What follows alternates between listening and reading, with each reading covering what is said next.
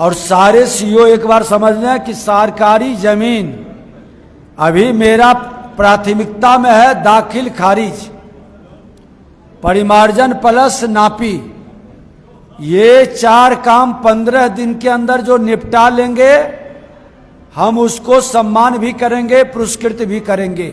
एकदम जरूरी, एकदम इंपॉर्टेंट था ये कदम उठाना, क्योंकि गांव को बहुत अंदर से जानते हैं और गांव के रंगदारों को भी खूब समझते हैं। जब आप थाने में जाइएगा तो ये रंगदार बेचारे बन जाएंगे, अगर आप इन पे चढ़ाई कीजिएगा तो ये अपना जाति कार्ड खेलने लगेंगे, लेकिन जब गांव में रहेंगे तो मुंह ऐठ के हमरे से रंगदारी चलेला आप फालतू फालतू का गाना बजाएंगे और बिना मतलब का अपना साख दिखाने का कोशिश करेंगे। उस साख के चक्कर में ही आपके बाजार में वो सरकारी ज़मीन पे अपना दुकान बना लेंगे, आपका ज़मीन पीछे होगा, वो आगे आके अपना घर बना लेंगे और कुछ इस तरीके से पूरे बिहार को एकदम गटर की तरह चौक करने का पूरा प्लानिंग बना लेंगे कि आप उससे फ्रस्ट्रेट नहीं, परेशान हो जाइएगा। उस परेशानी से निपटने के लिए ही कार्यक्रम शुरू हो गया है।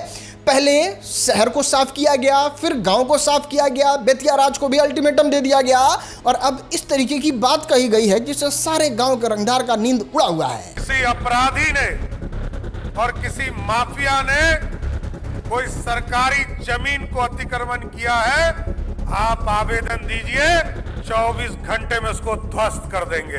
देखो, इतना सब कुछ होने के बाद जब आप इनको हटाने जाओगे तो वो कुछ अजीब अजीब तरीके का दलील देते हैं कि अरे हम यहाँ से कैसे हट जाएंगे, मेरे दादा बाप सब लोग यहाँ 7 खानदान मर के और आ गया और आज हम लोग रहते हैं तो आज आके सरकार कहेगा हट जाने के लिए, हम हट जाएंगे। तो भाई लॉजिकल सोचने वाला बात है कि अगर आपके दादा इस ज़मीन पे मर गए, बाप इस ज़मीन पे मर गए, इसका मतलब क्या हो गया कि वो मरल का बाप चाहे दादा का वो ज़मीन हो गया?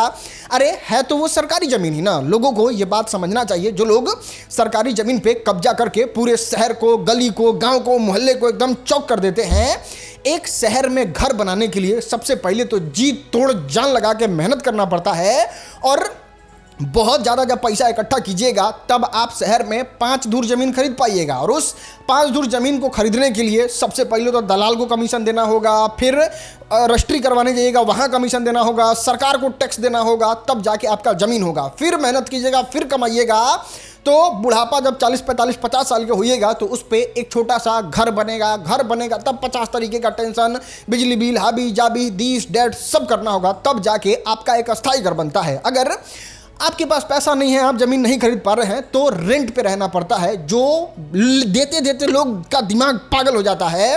वो बिजली बिल देते हैं, रेंट देते हैं, तब जाके वो अस्थायी रूप से रह पाते हैं। और एक रैंडम सा आदमी उठ के आता है, सरकारी ज़मीन पे घर बनवा लेता है और उसको चाहिए कि जीवन भर हमको इसमें ही रहने दिया जाए। तो हम लोगों से सवाल पूछते हैं कि फिर पागल हैं वो लोग जो 20-20 हज़ार, 30-30 हज़ार जीवन का एक मुख्य कमाई का हिस्सा रेंट में दे रहे हैं, या फिर बेवकूफ़ हैं वो लोग जो 1-1 करोड़, 1.5 करोड़ लगा के एक छोटा सा अपना आशियाना बनवा रहे हैं और उसमें अपना जीवन यापन कर रहे हैं। सारे लोगों को रोड से बाहर निकलना चाहिए और रोड पे घर बना के अपना जीवन यापन करना लगना चाहिए। किसी भी डेवलप सिटी में, डेवलप कंट्री में इस तरीके से अवैध अतिक्रमण नहीं होता है और ना किसी भी शहर, गांव, मोहल्ला को चौक कर दिया जाता है। आज गांव से निकलने की कोशिश कीजिए, रोड पे बकरी, मुर्गी, लड़का सब एकदम पटाया रहेगा, किसी को चोट लग जाएगा। फिर देखिए इन लोगों का गरीबी, इन लोगों का बेचारापन, इन लोगों का वो आपका जीवन मुहाल कर देंगे। एक मुर्गी चपा जाए तो उस मुर्गी के साथ खानदान का रुपया वो आपसे ले लेते हैं। कुछ इस तरीके के लोग रहते हैं। आप शहर में जाइए,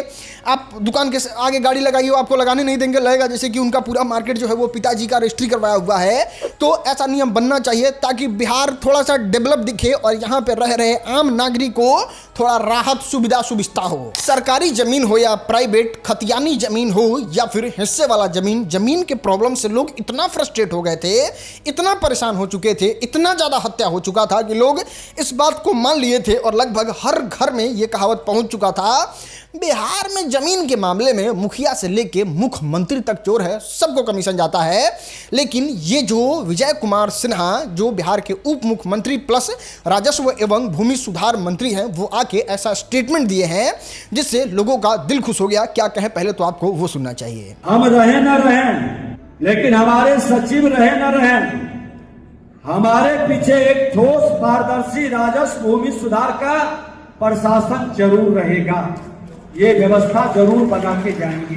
दोस्त, पहले हमने इनको बहुत ज़्यादा क्रिटिसाइज किया है, इनको लेके बहुत सारी बातें कही हैं, लेकिन जब अच्छा काम कर रहे हैं तो हमारी भी रिस्पॉन्सिबिलिटी बनती है इनके बारे में वो सारी चीज़ों की जानकारी देना जो शायद आप लोगों तक नहीं पहुंचा है। सबसे पहले तो ये 4 घंटे का एक प्रेस कॉन्फ्रेंस कहिए, एक सेमिनार कहिए, वो कंडक्ट करवाते हैं और यहाँ पे सारे राजस्व विभाग के कर्मचारी को वहाँ उपस्थित करते हैं और वो सच में शॉकिंग होता है। बिहार में जिसका सबसे खराब परफॉर्मेंस है, चाहे जमीन के म्यूटेशन में, एलपीसी में या फिर दाखिल खारिज में, वो 5 के 5 लोगों को उठाया जाता है तो वो 5 के 5 लोग छुट्टी में रहते हैं। उन लोगों पर सो को नोटिस जारी होता है और बताया जाता है कि आप बताइए किस तरीके से आप इतना ज़्यादा पीछे हैं, और एक्सक्यूज सुनोगे तो आप माथा पकड़ लोगे कि भाई ये क्या चीज़ है। सर वो उधर सर बाढ़ प्रभावित है तो वहाँ वो पूरे अंचल में सर बाढ़ आ जाती है और ऑफिस में भी बाढ़ आ गया था।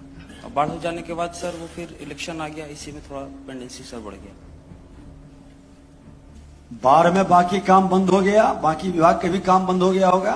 नहीं सर, वो ऑफिस में भी पानी मतलब सिर्फ अंचल का काम बंद हो गया। ऑफिस में पानी आ जाने के कारण सर वहाँ से ऑफिस शिफ्ट करना पड़ेगा। इन सब को नीचे से टॉप 10 जो है स्पष्टीकरण लीजिए और सबसे स्पष्टीकरण लीजिए और कैसे सुधार होगा। एक अवसर देंगे, नहीं करिएगा तो फिर आपको फील्ड में रहने के लायक नहीं रहने देंगे। दोस्त, अगर कायदे से देखा जाए तो नस पकड़ तो लिए हैं और इसलिए एक भाई साहब को सस्पेंड भी किए हैं। इनको इमीडिएट सस्पेंड करिए और जिला से बाहर करिएगा। ताली मत बजाइए।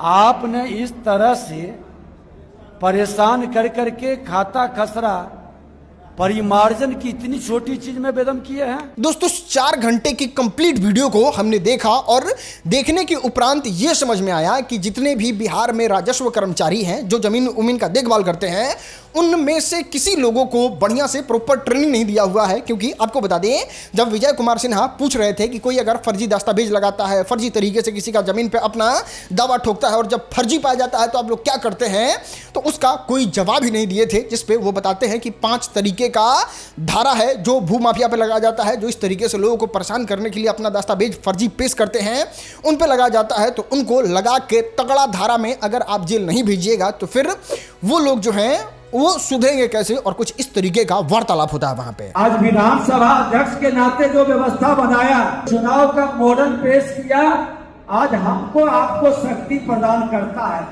हम सब मिलके जो यहाँ बैठे हैं, सब चाहते हैं कि एक ऐसा पारदर्शी वातावरण बना दें ये विवाद बहुत हद तक कम जाए।